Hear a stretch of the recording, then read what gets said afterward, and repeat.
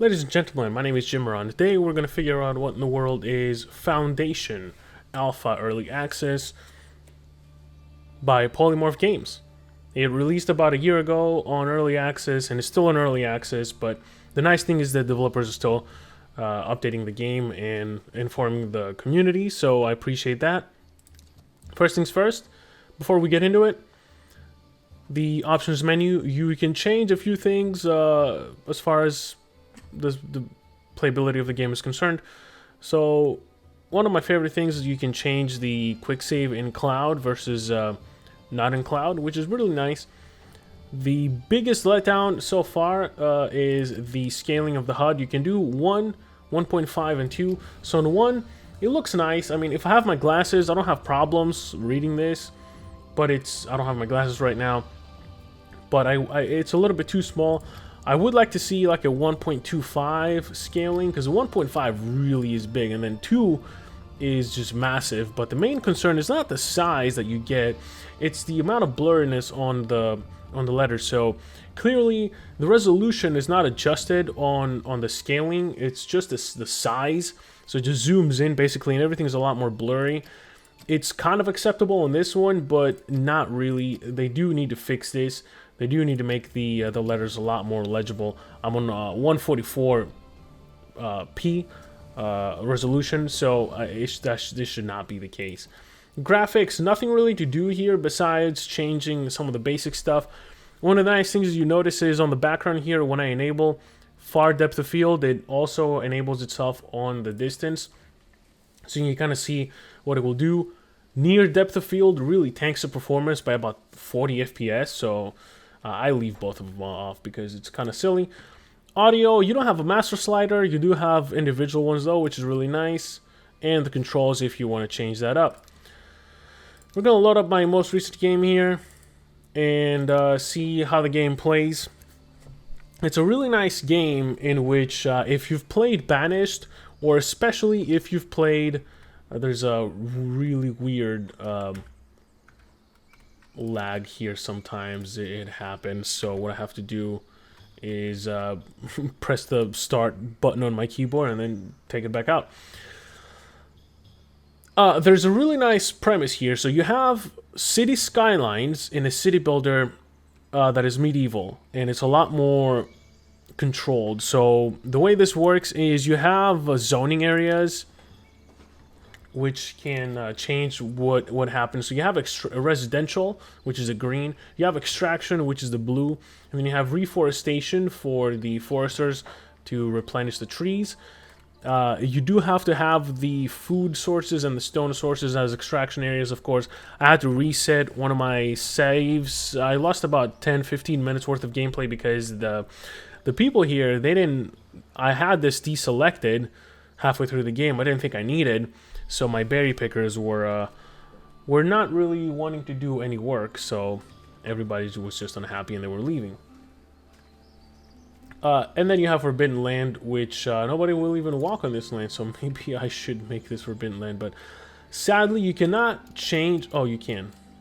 You can't change the brush size, which I did not know. You have to hit control down, and then you can do it that way. So that's how the zoning works. This here is my territory. You have to purchase new territory. You can also abandon it, which is pretty cool. You cannot abandon the primary one, which was this one, the first one I started with. And in order to be able to expand into a territory, you have to buy it. It costs 500 gold coins, which gold is not going to be too hard to come by if you follow the simple steps of trading a lot of your resources. But it will increase the amount of tax you pay on it and the amount of tax you pay for each one. So it scales. So there's a lot of things you have to consider when you're purchasing land. We're going to resume the gameplay here. These paths, the first thing I noticed in the game is you cannot control the road. So the more people walk on a path, the more it will create a road. So all these things here, I did not create these, which is kind of cool. I would still like to be able to create my own roads and have them not walk through my weed farm here. But maybe in the future. So what's the basic premise of the game? The basic premise of the game is you start with a few citizens and you have to make them happy enough to attract more citizens. And the more citizens they're here, the more chances you have of upgrading enough of them to progress through the building requirements. So as you can see, I've unlocked all of my buildings here because I have promoted all of my citizens. Not all of them, but I've promoted enough to high citizenship. You can see your citizen list here, your villager list. You can sort them by status, arrival, name. So the oldest ones are going to show up here. Happiness. Status will show you the highest ones first. I would like to see... Novice. Oh, that's... yeah. I would like to see... instead of having to click here, so I have to click here and see the status as a citizen. It would be nicer if it said that their title here, like maybe list them. So the first three are citizens, I think. Yeah, maybe four. Yeah. So say citizens, draw a line, and then say villagers, draw, and then after all the villagers, draw a line or something like that. So a little bit nicer micromanagement there. That would be appreciated, but you do have to keep them happy. The happier you have them, the more needs you feed them. If you've played Anno, you know exactly what that is. You have to feed their needs, and if they're happy enough, you can promote them, or they're ready for promotion. You can only promote on the first week of every month, so if you want to be able to promote again, you do need to have a lot of gold, and you do need to wait until the first week of the month. You can increase the speed up to 3, but it needs to be a little bit faster since that limitation is there. I would prefer there wasn't such limitation, but it may be a blessing in disguise because it gives you more time to kind of stockpile resources and keep them happy and all that stuff. And if you can keep them happy for a whole month, then that means that, okay, that's the green light. You can just go ahead and fucking do it. Who cares? So that's the basic premise of the building and upgrading your citizens. You do have your resources here. You have a more detailed one that you can take a look at here, a panel. So this is my gold. You make gold by selling food through these markets to your citizens. Each market does have to have a citizen assigned to it and can only sell one resource, which I think it's kind of dumb. I would like to see more resources. I would like to see the markets be able to sell more than just cheese. Why is it limited to just cheese? I mean, you can see there's more stuff on there. There's fish, there's bread, and there's berries. There's no fish. These are all decorative around it. You can just set this down if you want. So this is what it looks like. And you can add the barrels. You can add more things to decorate and make it a little bit prettier. So that's how you make coin. That's how you make gold. You use gold, again, to promote your citizens, to keep up with the taxes, to buy things through trade. Or also you can sell things through trade and make some coin, which is really good. I am buying tools right now through trade because my tool builder, toolsmith, my blacksmith is not fully built, but that's about it with the resources. The more you make, the more you can sell, the more you can sell to your people. So you can also sell them shirts. Shirts sell for a lot of gold coins, so the more shirts you sell, the more coin you get. I don't know how your villagers acquire the coin. That still doesn't make sense to me, but all that matters is that I acquire the coin in the end. So eventually, occasionally, there's going to be a convoy or a cleric showing up. These guys want 30 berries to be delivered. I have 30 berries. I could keep them, or I could give them away. So the estates panel shows you your relationship with each faction. So you have the clergy, you have the kingdom, and you have the labor. The better you have a relationship with them, the more you can unlock as far as buildings. So as you can see here, I have the ability to unlock the hunter's hut, but my relationship with them is not good enough in the sense that I do need to acquire more favor with them. So I have quite a bit of favor so far, but I don't have enough. But in order to get to this section, I do need to have 20 commoners. So I do need to I need to promote my villagers in order to be able to unlock it. And I also need to have a good enough favor with these guys. The way you get favor is by building things or by going into missions and all that. So the convoy here, they want me to assist either the king, the clergy, or the people I will assist the king in order to get more favor with him. But the problem is, it's not going to give me... This is going to give me the points. It's not going to give me the splendor. So you have to build splendor by building keeps and editing and, you know, stuff like that. So if I build a wooden top with these guys, let's see. If I build a wooden top here on my wooden keep, it will build more splendor with the king. So then I'm going to be able to unlock eventually these things so I can build them. So Hunter's Hut does what it does. The one thing that you really want to unlock quickly is the Fisher's Hut. Let me... Oh, I need the stuff in the granaries. Okay. I may not be able to complete this because right now I'm kind of distracted and I can't figure out. Let's see. We're going to... stock maximum, and we're gonna stockpile the berries. That's what we're gonna do. We're gonna stockpile them into the granaries so I can send it off into the mission. So people are not gonna be able to buy berries for a while. Sorry guys, you're just gonna have to suck it up. So that's the basic premise of the game. I do like the fact that it's Banished meets Cities Skylines. Banished in the sense that you can have more people working in a building. So the lumber camp, for example, can have 3 people. The forester camp can only have 1 people, and you can change the type of tree. And it's going to work off of the areas.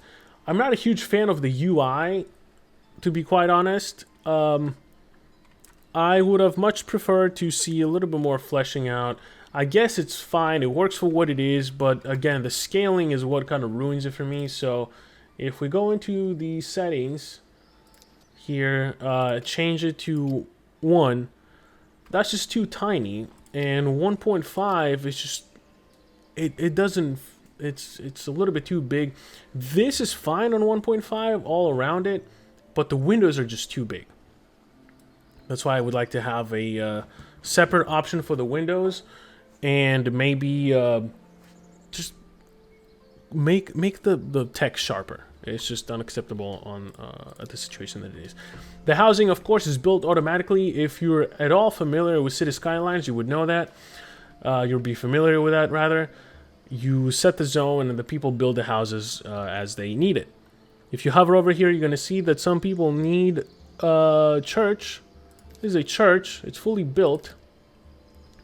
They're going to it. So... the AI is not the smartest. They need things, and it's clearly available, but they don't quite go to get it. So, for example, let's open up the villager list here. Where I have it. I'm gonna have it sorted through happiness.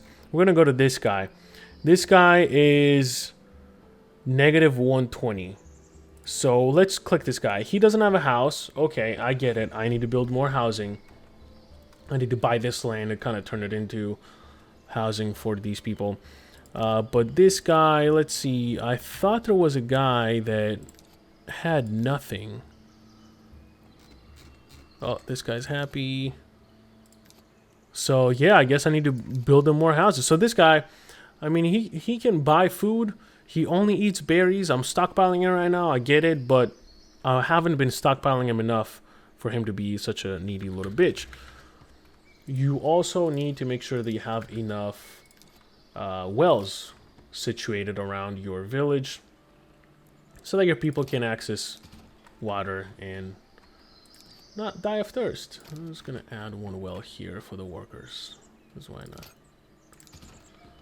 So that's essentially it. Another thing that I forgot to mention is your manor here. At some point, the quest line will ask you to build a manor. This is the quest line here. It's fine.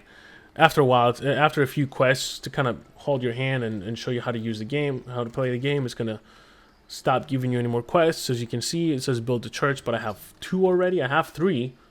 This is built, but the quest doesn't know that, which is really weird. But each major part of your banner is going to have a function. So one of the functions that is needed is a Great Hall. The other one is not. The other two are not needed. It's the bailiff office. You can send him into missions to improve trade percentages and all that, or to discover new minerals. Like I discovered the iron here on this one. He does that automatically.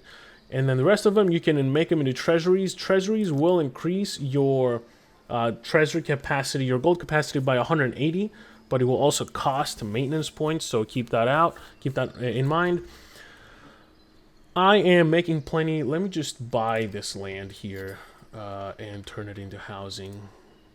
Let's see, exit out of that. Zoning areas, we're gonna paint residential. Gonna increase the brush size. Let's make all of this residential, all of this. Now, I'm about to find out whether or not you need to make this all residential. Who gives a fuck? Build houses. Build as many houses as you guys want. I do not care. Desirability low. Well, that's where the house is, so suck it up. There was a well here already. Oh, well. There we go. House. Here's some houses for you, fuckers. Go live in them. Yeah, I like the production. So you have the cow people, the dairy farm, and then you have a cheesemaker, and then you have a wheat farm that needs to go into windmill for flour, and then needs to go into a bakery to make bread. And you can sell the bread. You have a sheep farm that is needed for a cloth production, which is needed for clothes. And you can sell the clothes to your citizens, or you can trade them. Trading happens automatically, so you don't have to worry about that. You just kind of go on the resource panel here and you select if you want to sell, or if you want to buy, or if you want to refuse, and then how much. Yeah, that's pretty much it for the foundation. I still think it needs a little bit more work done. The AI is not the smartest. They're not going to go satisfy their needs, even though they can.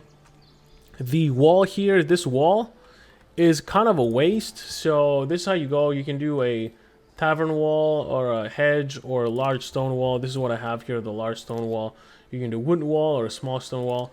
Tavern wall looks kind of like that. I don't see the point for this.